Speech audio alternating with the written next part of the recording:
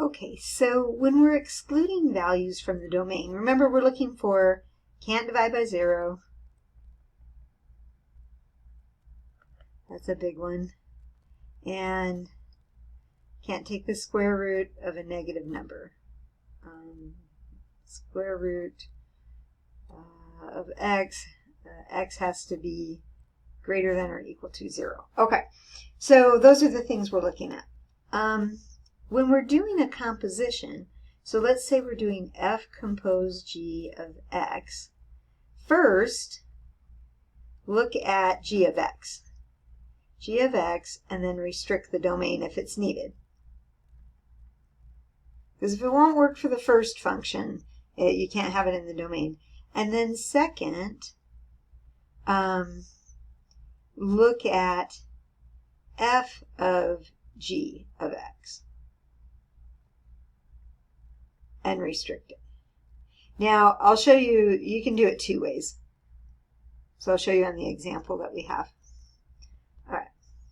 So here's our function, and then we want to find f of g of x. So we're going to take g of x, this right here, and we're going to put it in right there. So this is going to look like 2 over 3 over x minus 1.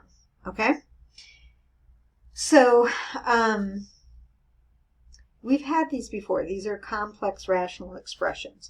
So the way they do it in the book, and I'll just do it this way, they're going to multiply by the LCD. So multiply by x over x. So think about all the little denominators here. So then in the numerator, we get 2x. And in the denominator, we get 3 minus x. Okay, so that is the composition right there. Okay, now we want to talk about, maybe I should explain that a little more.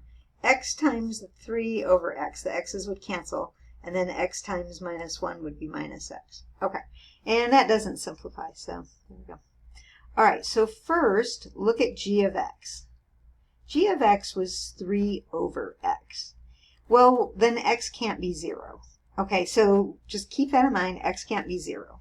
Now we're going to look at f of g of x. So one way to do it is look at this and say, okay, well, what can't x be? 3 minus x cannot be 0, so x cannot be 3. Okay, that's the restriction. The other way to look at it was this way.